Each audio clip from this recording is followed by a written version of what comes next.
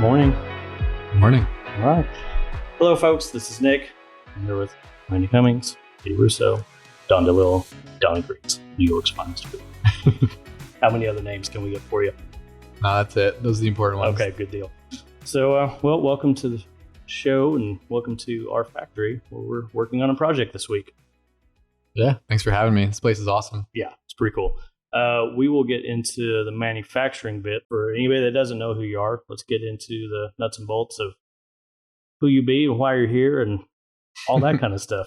So I think we met 3 years ago. It's all kind of a blur. We had an event in New York, came up, we met, love at first sight, that kind of thing. So, but now you've done some incredible work over the last few years, especially having a microgreens community that I think's really built on action and getting stuff done. It's been fun to watch that community grow. So let's dial everything back to square one. Born at a very early age. Right. Well, we're all born at 0, right? I think so. Yeah. So, man, I guess this all technically started for me when I was really young, probably around 3, but I didn't realize. So I was walking around in my grandfather's garden and I was picking string beans off the vine and just popping them right into my mouth. And that was the first time I really tasted fresh food. My parents weren't really into growing food. And I realized recently it was because my dad, when he was a kid, was actually in charge of like weeding the garden and all that. So then he was like, all right, this is not for me, right? And I'm so thankful for that because we went from my grandfather, skipped my dad's generation, but now I love it. So if my dad was growing vegetables when I was growing up and I had to weed the garden, maybe I wouldn't be where I am now, right? So this is a fun pipe into what we were talking about at lunch yesterday, that you have this generational background that seems to keep recurring and helping you throughout your career. Yeah, I think it's so fascinating. I think these types of things do get passed down, and a lot of the knowledge that our ancestors learn, I feel like it does get passed down. I feel like maybe it's in our DNA or something, but my grandfather on my dad's side that I was just talking about, he loved gardening, right? And he was all about his yard, doing yard work. And that's actually the property that we're living at now. And then my grandfather on my mom's side, who unfortunately passed away when I was 3, he had a marketing company. And now like my passion for marketing is coming out. So it's really interesting seeing that both of like the primary skills of both my grandfathers are now like coming into my life. And I feel like it's so meant to be, and it feels like my legacy. So I also like how fundamental marketing, fundamental business practices work back then. It works now. It's going to work in the future. Oh yeah, the human mind has not changed in a long time. So if you know how that works, you can kind of use it to your advantage, and hopefully you're working for the light side and not the dark side. Well, got to balance that a little bit, I think. Yeah. So yeah, how did the farming first start creeping its head? Yeah, I think it actually started when I was 3, but then it was just lost. Like until my sophomore year in college, I had this professor, Professor Charlie Hall, who was actually his last semester teaching before retirement. It was like a global history course or something silly. But there was one week where we were focused on sustainable agriculture, and he brought up this urban farmer named Will Allen. And he's from Milwaukee, and I just loved the way he was doing farming. Like, he was a professional athlete with a passion for agriculture, and his dream was to take something like a basketball court where it wasn't land or anything like that and create a sustainable urban farm on a piece of land like that. And he did it. He accomplished it. And his farm, what I really loved about it, it was sustainable and everything worked together. So he had the aquaponics going where the waste from the fish was fertilizing the crops. He had the bees, so you can get the honey, but the bees were also pollinating. So I just loved how everything was organic, everything worked together, and it was pretty much a closed loop system. So I thought that was extremely fascinating. And at the time, there really wasn't any agriculture at my school, which is SUNY ESF, Environmental Science and Forestry. Basically, the year after I left, they started implementing some agriculture courses and stuff like that. But anyways, so that happened. And then during the summers, I was like, all right, I think I'm into agriculture. Let me go work on a farm. So I worked for Thera Farms, which was in Ronkonkoma at the time on Long Island, working for Teddy Bulkus is the owner. So he was a pleasure to work for. Um, and I realized that I actually did like it because now I was working hands-on. I was working with the hydroponic setup that he had in the greenhouse, growing 10,000 heads of lettuce, which I now own. I bought that system from him. And watching, he was really good at growing tomatoes, tons of tomatoes. And it was just really cool watching the plants grow from like this tall to huge and picking the tomatoes after enough time passed. So, all right, I knew I liked agriculture. I liked the hands-on stuff. Graduated college, was working a crappy job, walking into businesses and trying to get them to switch out their lighting for LEDs to save money on electricity bills. That was terrible. I hated that. I wasn't super good at it either. I didn't know anything about marketing and sales back then. That sucked. I saved like $3,000. I had $3,000 in my bank account. I quit. I discovered microgreens because of Nate Dodson, microgreensfarmer.com. The videos started coming out on YouTube like, hey, you can start a business growing microgreens. And I was like, yo, this is it, because I knew I wanted to be a farmer. I always knew I wanted to work for myself. I always had all these crazy ideas. So I was like, all right, what crops am I going to grow? How can I make this work? I don't really have any space, really not much money. So when I saw the microgreen stuff coming on YouTube, I was like, this is it.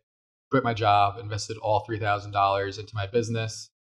And 9 months later, I got my money back out and I was net positive, and I was moving into my next farm about a year into the business. So that's how that all transpired. Tray one, where did it? One tray away, where did it start? Oh man. So I remember picking my varieties. I was taught to sell to chefs, right? And very quickly I realized I didn't want to work with chefs. Right before we started recording, I was talking about that one chef who was like, if you grow cilantro microgreens, this whole town will be, buying them like crazy from you. And I was like, all right, bet. Like, let me go do that.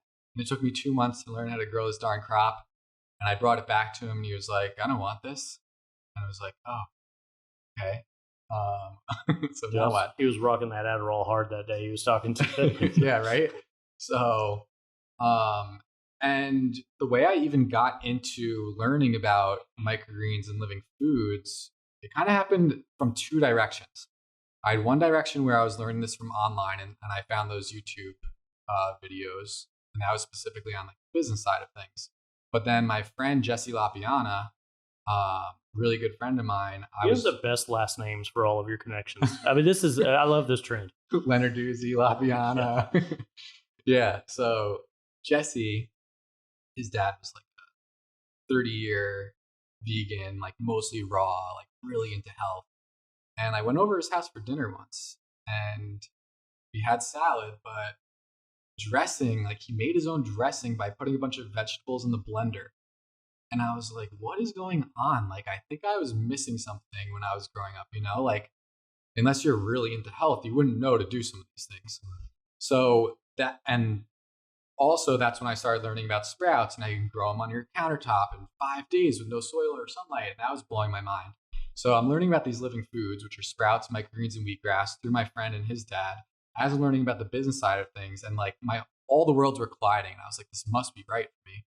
So because I knew about those health benefits through them, I was comfortable and guided in my decision to go after the market of health rather than,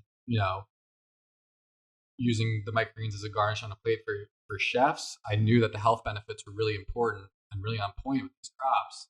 So business is all about value exchange, right? You're exchanging value out in whatever product or service you sell, and you're getting value back in the form of money. So I was like, all right, let's just do this for health. And that's when I transitioned to not walking into any more restaurants, but doing a lot of farmers markets and really focusing on the health benefits of the crops. So because of that, coming full circle on this thought, usually I get lost in these thoughts, but it's actually coming right back. So when I was picking my varieties, I knew about this health institute down in Florida that Jesse and his father were crazy about, called the Hippocrates Health Institute, where they were helping people's bodies to heal by giving them what their bodies needed, but really focusing on living foods, sprouts, microgreens, and wheatgrass. And their two favorite microgreens varieties were peas and sunflowers, like almost exclusively. And they would also make this really special juice out of pea microgreens, sunflower microgreens, cucumber, and celery. And that's like the Hippocrates green juice. So I knew about them, and I knew about the sunflower and the pea. So I was like, all right, if I'm marketing for health and they're focusing on the pea and the sunflower, I think that makes sense to focus on pea and sunflower. So those two were a go. Then radish was the easiest variety to grow. And then it also had that spicy kick to it, which was different from the other varieties. And then also I chose to grow a variety called China Rose. So it had those pink stems. So I had the color in that. And then the last variety that I chose was broccoli, because even though Hippocrates wasn't crazy about it, it had been touted as like the healthiest of all the microgreens varieties, highest concentration of nutrients, and of course the sulforaphane content, which helps to fight against cancer. So that's when I chose broccoli as the fourth variety. And that one gave me some problems in the beginning because I didn't know how to grow microgreens that well, and I was overwatering everything. And broccoli was more sensitive to water. So that's how I picked those four varieties. And then I was growing wheatgrass too. I remember at the time I had learned to grow them by like putting a paper towel over the crops and then stacking them, which was just like ridiculous. And I remember one time after I had started selling to health food stores, specifically the wheatgrass, I left the paper towels on there too long, and all the wheatgrass blades like pushed up through the paper towel, and I couldn't like pick the paper towel back out, and it was a complete disaster. And I remember that being the first time where I had to call my customers and be like, sorry, I can't deliver you wheatgrass this week. I made a big mistake. But yeah, so that's how I chose my varieties. What was their reaction to that phone call? Their reaction? Yeah. It was like, oh, no problem, dude. I'll just buy it from my old supplier. Like, it's never an issue. We think, and we talked about that before too. My first 3 years of business, I was making myself crazy mentally because I was holding myself to these enormous standards and like everything was a big deal. And then over time, I don't know if I like kind of realized over time or if my emotions just got burnt out from feeling that way.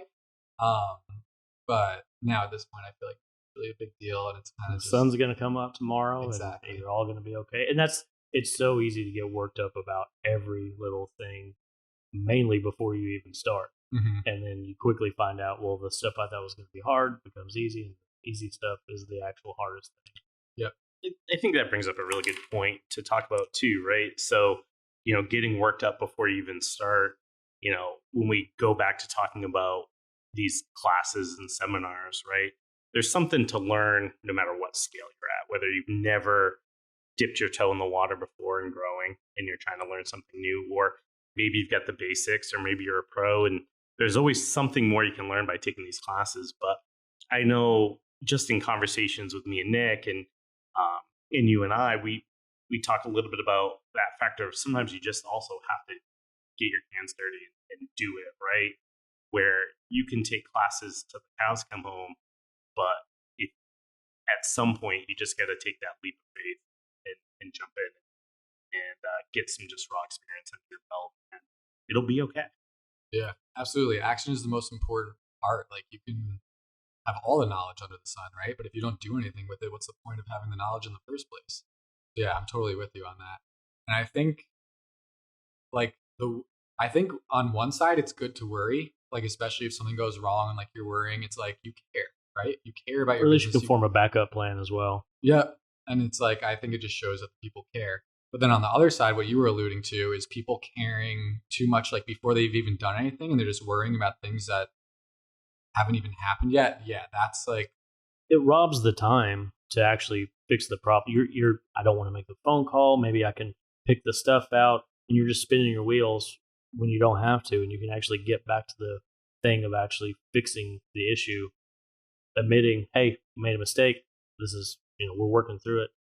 I always like to let our customers know when I told you about a couple of issues we had with the lunch club. Just, hey, this is what happened. This is what we're going to do about it. Great.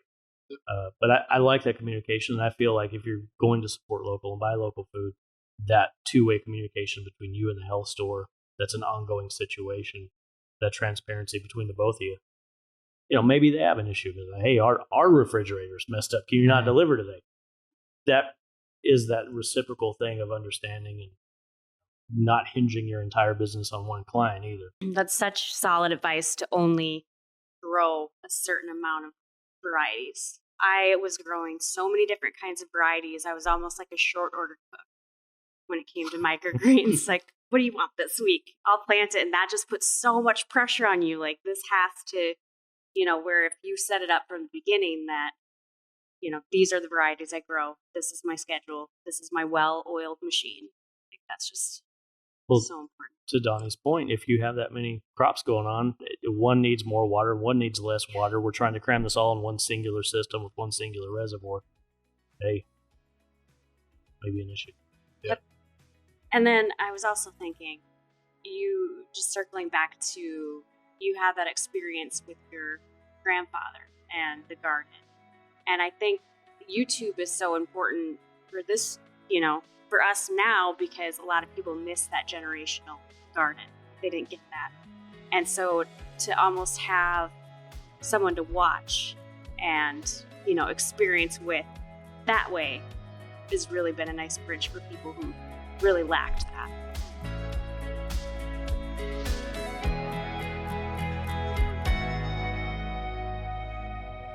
So it started in the basement. I picked my varieties. I was making some mistakes. I was learning how to grow, learning how not to overwater. And then, I got up to 3 racks was all I could really fit in that tiny little room in the back corner. I had like a little folding, doorway to keep the cats out. I had the germination rack in my parents' closet, next to like my dad's old drum set and stuff like that. So funny. Once my business went net positive, which was about 9 months later, I realized, all right, I think this has some legs. I think it's a real business. I think I can make something out of this. I started looking for a place to expand into. And there was this old rundown deli that had been closed for about 10 years called Artie's Deli. And it was a legendary deli because you're not allowed to have like a commercial business literally in a neighborhood. It was in a neighborhood that had been grandfathered in from Artie's father. And actually had played an instrumental role during the Great Depression because people in that community they didn't really have access to a lot of stuff. But the guys who were running that deli were commuting back and forth from the city. So they're going into the city, grabbing a bunch of stuff, bringing it back to Long Island, and then putting it up on shelves in Delhi so people could have access. I heard that story once. I thought it was really cool. So anyways, this deli was open when we were kids. We would skateboard in the parking lot, buy sodas and sandwiches from there. And we were driving by one day and I was like, oh, Artie's has been shut down for like 10 years. Let me contact Artie and see if I could move in here. So I called him and he said yes. So I ended up fixing up this place. It was just like filled with trash. And please tell me he was wearing a fedora during all this. I mean, I'm imagining this whole scenario in my head and I'm loving it. I don't think he was a big fedora guy, but what was funny about Artie and really quirky about him was that he just loved animals and like animal husbandry. So he was doing a lot of illegal stuff behind that building. He had a big field where he had, at one point, he had like 20 small horses running around the backyard back there. When I moved in, he had multiple goats, like 7 alpacas, a bunch of these weird geese. He had a deer. Like this dude had a deer living in his backyard as a pet. You're not allowed to do that. On Long Island? On Long Island in Huntington. Like you're not allowed to have any hoof animals, but this dude straight up had a deer. Hey, we may have found your soulmate.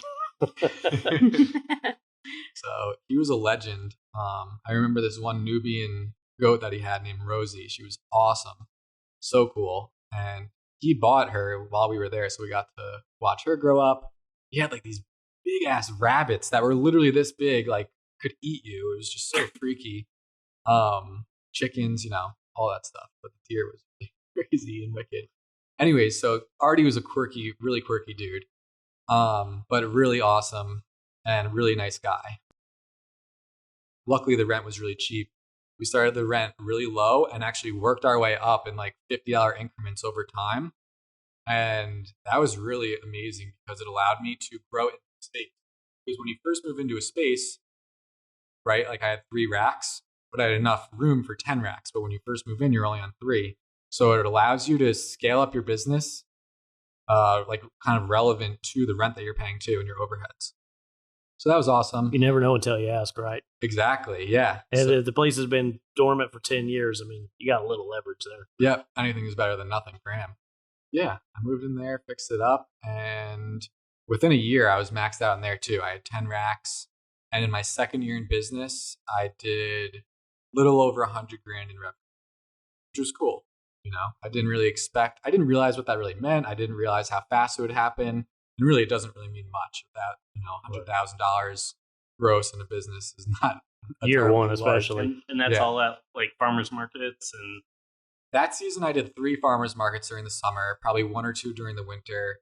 But I had my home delivery subscription set up. So in the beginning, post chef disasters, I was doing a lot of farmers markets, and that was my way to kind of get the word out about my business and meet the customers, try different packaging, pricing, all sorts of different stuff. But the most important thing I was doing there, which was similar to what you were doing that you explained with your salad program, is I would be selling the little small $5 containers. I would have a deal 5 for $20, but I had one Sunny sampler, which was like my best-selling product. I would put one on the table right above a sign-up sheet. And everybody would ask about that one product that they couldn't have, obviously. And that's when I would tell them about my home delivery subscription program. They didn't even have to come to the farmer's market. I would deliver it to your door every week. Nice and easy, convenient, that type of thing. Free delivery and all that. And that's how I started my weekly home delivery subscription model. I feel like I kind of pioneered that for the microgreens industry. Nobody was really talking about that much until I started doing it and talking about it, which I feel really proud about, which is cool. But yeah, that Sunny sampler was awesome because a few things happened here. One, you had like a best-selling, I could just call it my best-selling product, as I was creating it. But you had this best-selling product, like the obvious go-to when you were selling, because people didn't know what microgreens were. They didn't know how to eat them or anything really about them. So obviously, if you're like, oh, do you want broccoli microgreens or radish microgreens, or how about sunflower? They're like, I don't know what these are. So I put together this box where it was all of the varieties all in one. So they got to try all the different varieties, variety of flavor, variety of nutrients. It was also just like the obvious answer. So, all right, I'm going to buy that. But the really special thing that happened was you sell 5 packages, which was the equivalent of the amount of microgreens in that one package. You have your cost of goods sold with 5 plastic containers, 5 stickers, versus the same amount of microgreens product in one package with just one piece of plastic and 1 sticker. So your profit margin on that product skyrocketed. Because if you actually look at the numbers when you're selling microgreens, most of the cost is in like the packaging and the sticker, not really the actual hard good product that you're growing. Microgreens themselves are actually extremely cheap to produce. So that was really cool. Started the Sunny Sampler, and that's when my home delivery subscription program really started taking off. And then, once you have 100 customers, like you have a nice solid business. I started with 1 delivery day. I was harvesting on Mondays, delivering on Tuesdays.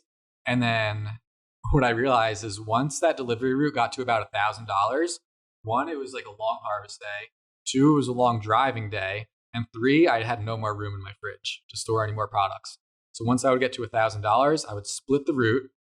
And then also what would happen there is the route would become more efficient, right? So that's when I had a north route and a south. Instead of doing north and then traveling south, which you waste an hour, you could do it on 2 separate days. And that's how I kind of scaled my business from there. Because then you had 2 $500 routes, bring those up to 1,000, split those both. It's like a stock split. Yeah, exactly. So I worked my way up to 4 delivery days. We were delivering Monday, Tuesday, Wednesday, and Thursday. And is this all just you, Donnie, at that point? Or did you have help or an employee? Or Yeah, I realized that I wanted to get help as quick as possible. The work for the micro business is very repetitive over and over again. So I got sick of that pretty quick. So, and then also driving is a very easy job, especially with the software I was using. They just clicked on the button, went to the next person, dropped it off in the cooler, and that was that. I'm pretty sure I hired a friend of mine, Andrew Craner. Is that a cool enough last name? Yeah, I'll take it. Okay. Andrew Craner. He was this like super hippie dude, dreadlocks and all that. And he eventually left me to backpack, like walk across the country. So when I left him, I ended up accidentally poaching one of my customers' employees. I was like, I guess, yeah, I was doing deliveries at that point. I walked into the place and I was like, this was Ohm Organics in Huntington. And I was like, Millard was the owner, and his worker that I knew was great, Alex, was there.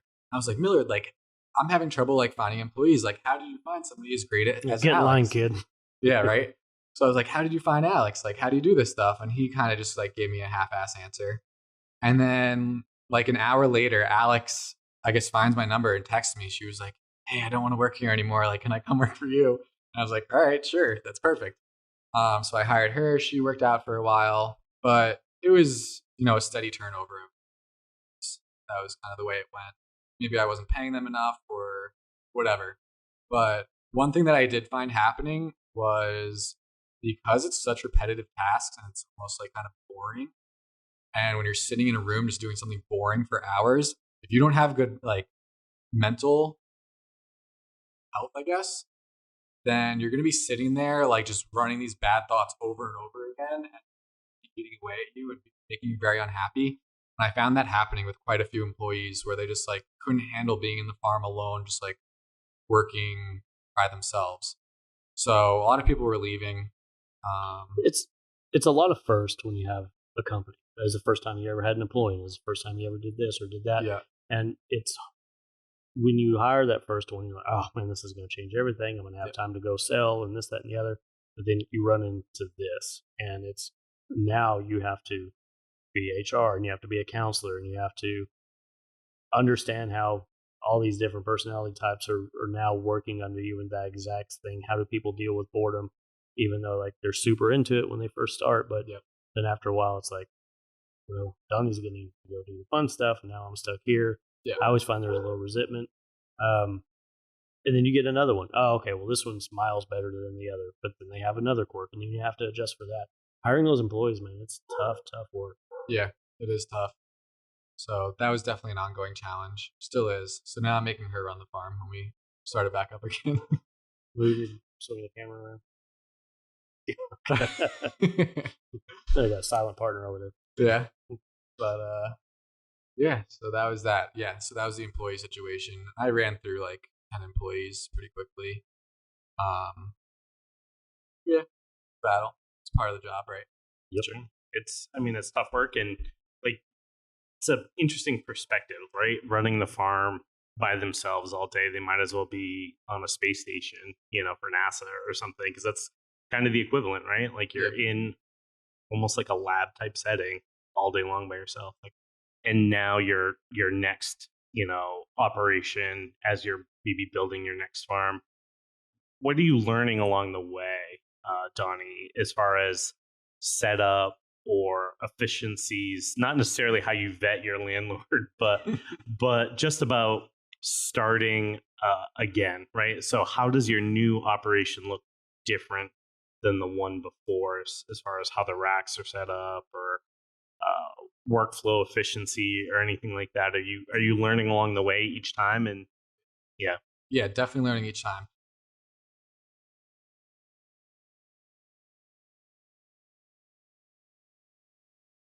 Every time I make a new farm, I just learn more, and it gets more efficient, more streamlined.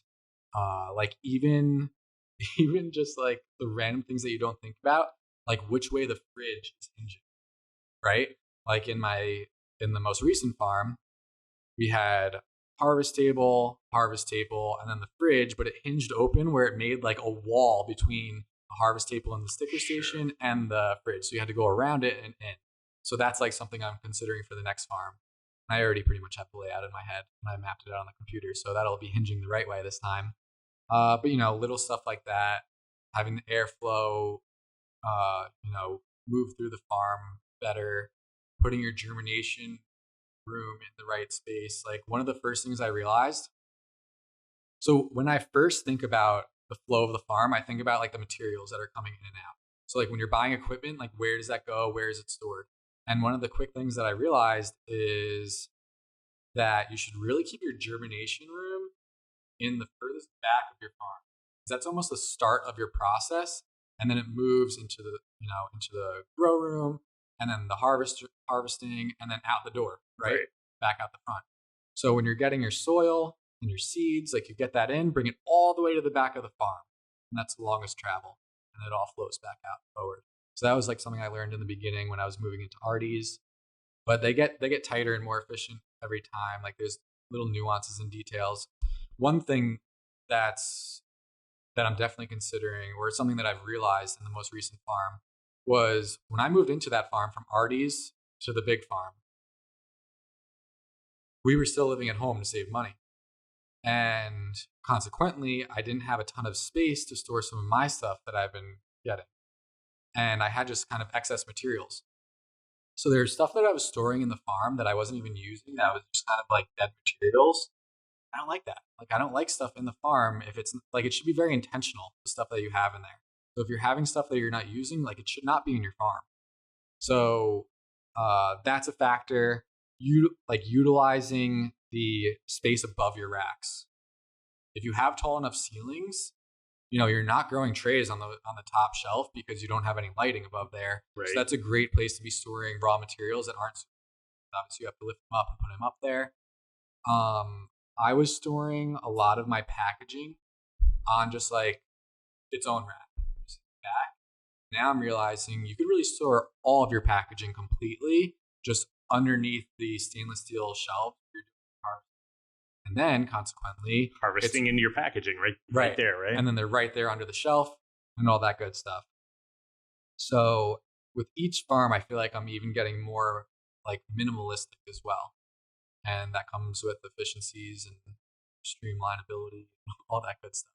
So I'm really excited for this new farm. I feel like it's going to be the farm, like the dream farm, like exactly what I wanted. And it's easier to teach like a new employee when everything's clean, everything's efficient, there's no clutter, they don't have to hunt for things. Everything they need is right there where it's okay. Absolutely. I realized quickly in the beginning that systems was just like the most important part. It's having those systems in place because we only have so much mental capacity. You almost don't want to be utilizing it as much as you can. You want it to be able to do things without thinking about it, which also helps with human error and all that stuff. But I remember in the beginning, I was like, all right, I need a system for like customer onboarding. I need a system for knowing how many crops to grow each week. It's an Excel spreadsheet that I made. I need a system for billing. I need a system for deliveries. So yeah, systems are so important. Like a lot of farmers these days, there's YouTube aspirations. Where did you decide to finally start making the channel? You said that it was getting in the way of some of the activities. Just like we talked about starting the farm, what was you remember cutting your first video and the approach to that you had? Yeah, well, actually, one of, I guess, not a total regret, but something that's kind of like a disappointment is that I didn't do any like really much filming or picture taking at all when I first started. Because I never, like, YouTube was not on my mind. Social media was not on my mind when I first started my farm. All I knew was I wanted to be a farmer, wanted to work for myself. But then all this stuff started transpiring and I saw a bigger picture and my ability to help even more people than just my local community via YouTube and all that. Yeah, so I never knew this Donny Greens thing was going to happen. I never knew any of that stuff was going to happen. Getting started is a big hurdle for some. I mean, as much as we talk about getting started, hurdles and running a farm or running the business, now we're adding this whole new element with an equal, if not more, number of jobs. Yeah, that's now you're a director, now you're an editor, now you're a color grader, now you got to figure out all the angles and the content drip and, like you said, the click funnels and all that goes into making that a profitable part of the business. I like a lot of people are going to want to do that in the future, just like they're doing right now, but I think it's going to scale up. So just like we said, the origin story of starting the farm, let's talk about the origin story of starting the channel. Sure, yeah. So like I said before, it all definitely started with Nate filming that video with me so I can get that, the free course. And then when I realized that people may have known my name through his channel, I was thinking, all right, well, you take a whack at starting my channel. Bought the course from Sunny Letterdoozy, went through that. It all made sense. Because it was YouTube, it was all very heavily focused on keywords because just the world's second largest search engine, owned by the first largest search engine, which is Google. And one of the great benefits of that is evergreen content. So you don't have to keep on posting every day on YouTube. You can, have a video perform for you for years on end, which is what I'm experiencing now. So after learning the proper information, it was time to execute. So I started executing. I had systems in place, that I learned from Sunny, the whole checklist of everything I do for every single video, all the things to look out for. Just like the amount of work that goes into one YouTube video is extraordinary. Like, people don't realize how much work and how many hours go into it and how much is going on behind the scenes. Even like if I take a few months break from making videos and then come back to making a video, it's like, gosh, look at all these checkboxes. I forgot I had to do all this stuff. So that was cool to learn that. And then one thing that she teaches in her course is to kind of figure out how to make a breakaway video happen. Because it's search engine focused, it's hard to get people into your channel, especially in the beginning when nobody really knows about you and doesn't know that you exist and they're not subscribed. Like on Instagram, we have hashtags, which are a great benefit. People can go on the hashtag and then they find your account through there. YouTube is, they don't really have the hashtag. It's more like keywords and then they're searching questions, right? I do videos set in sets of 4. So I had a video set of 4 that I just did because I felt it was right to start with, like how to grow microgreens, best 4 varieties to start with, stuff like that. And then the next set, I was really going after breakaway video, and that one worked for me. It was in that second set of 4 videos. I remember it totally worked. It went exponential, and that's when all the subscribers started coming in, which was very exciting. And then from there, as you get that first breakaway video to really start rolling subscribers for you, then you just have to really focus on staying consistent every week. Obviously, value-driven content. So I'm just like teaching in every video, answering people's common questions.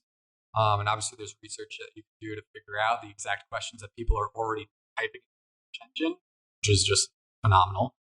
And that's what I did. So week after week for about 5 months straight, I was making those videos and growing the channel and helping people with their questions. And it was a lot of fun. And one of the things that I didn't expect from it was just the amount of gratitude that came back from the community. It really hit me on a deep level. Because I'll tell you a little personal story. When I was young, we were talking about video gaming in the car today.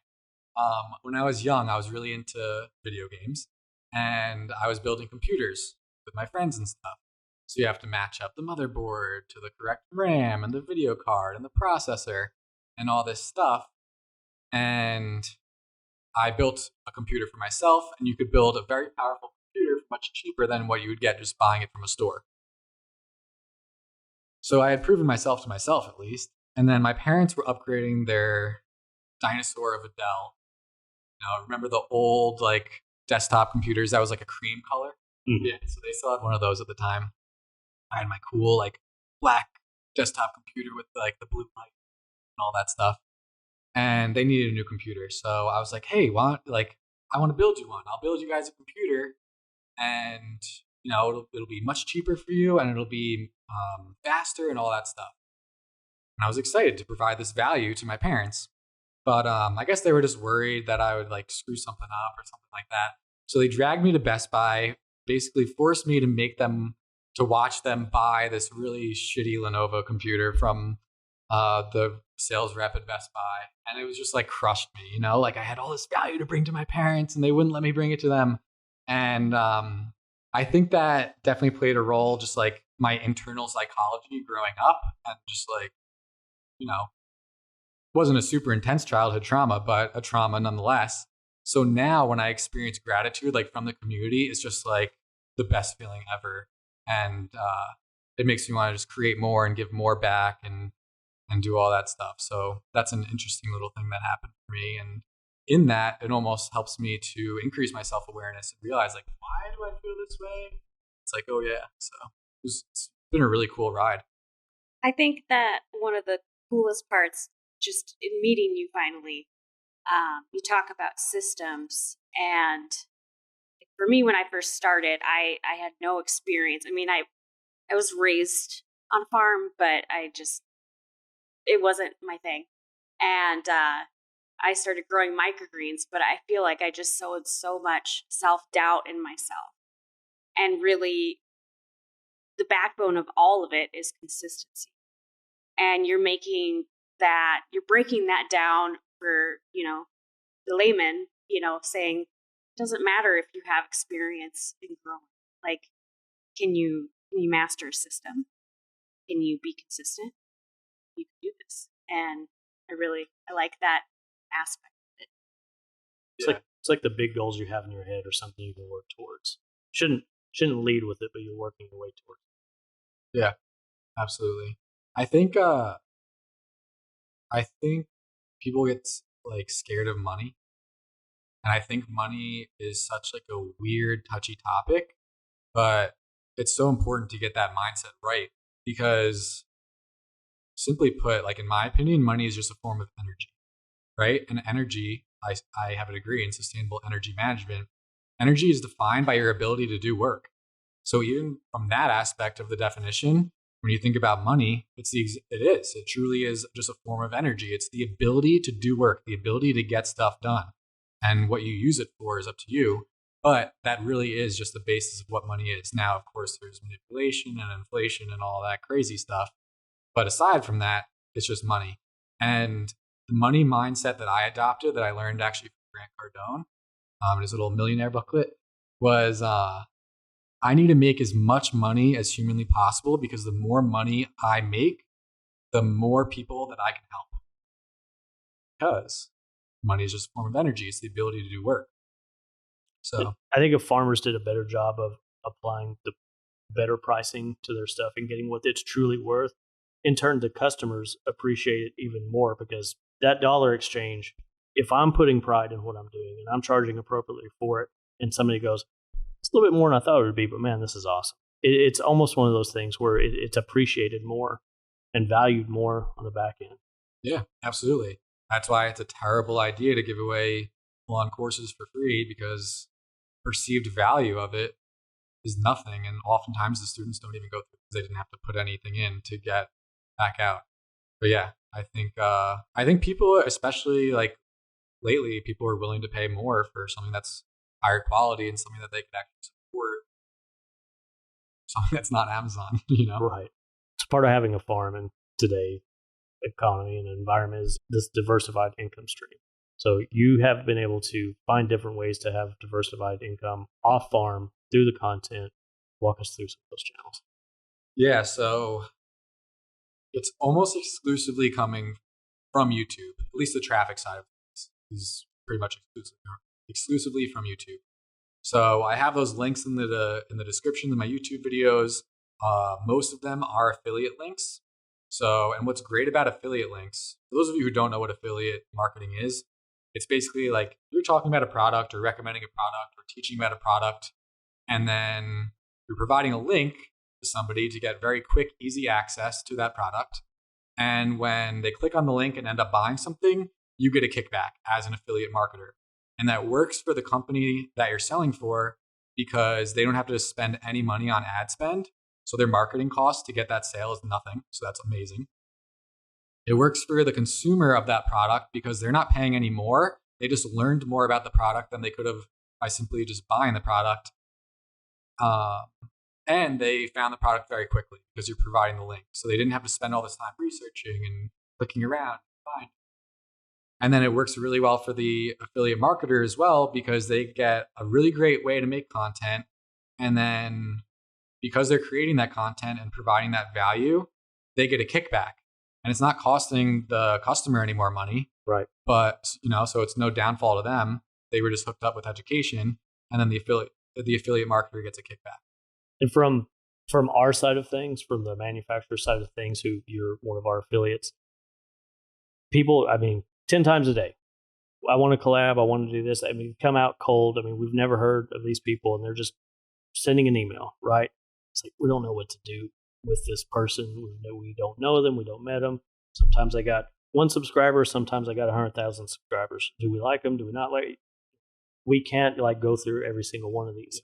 So the quickest way for us to figure out, hey, is this somebody we want to work with in the future? Is we have this affiliate marketing program.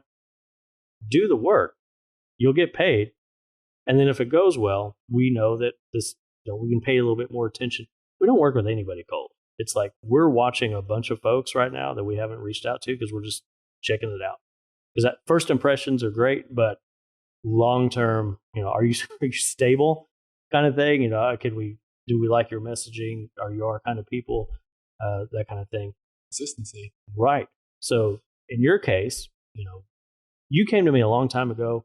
It's like, hey, can we do something like this? And at the time, I remember very clearly, I told you because I did want to work with you because we had met, we had a little bit of history. It was like whatever was going on in the company at that particular was like the worst day ever to ask. And I said, ask me this in 6 months.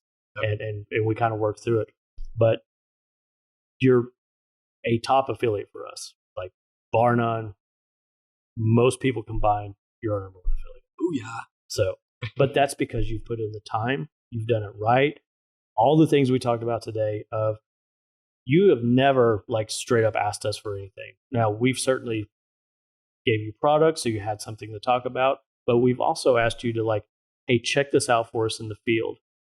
Make sure that this is what we're saying it is. When we did the USA launch, when we first were here, you were the first person to get some of those boxes. Put this through the paces for us, however you're using it. Because it's one thing for us to beat on it and abuse it here at the factory, but everyday use, it was so important for us to have that in your hands. You helped us launch. You made money. It was great for us. We got more exposure. It's that back and forth that works out so well without just being like, hey, we got this farm channel. You've never heard of us. Can you send us $1,000? Absolutely. It would go broke if we did that every time somebody asked. So from our standpoint, the affiliate marketing, it's a great way for us to build relationships long-term, good way to vet people and see what's up. Yeah, absolutely. And I mean, from the affiliate marketer side, you have to be testing your products and you have to be loving the products that you're representing.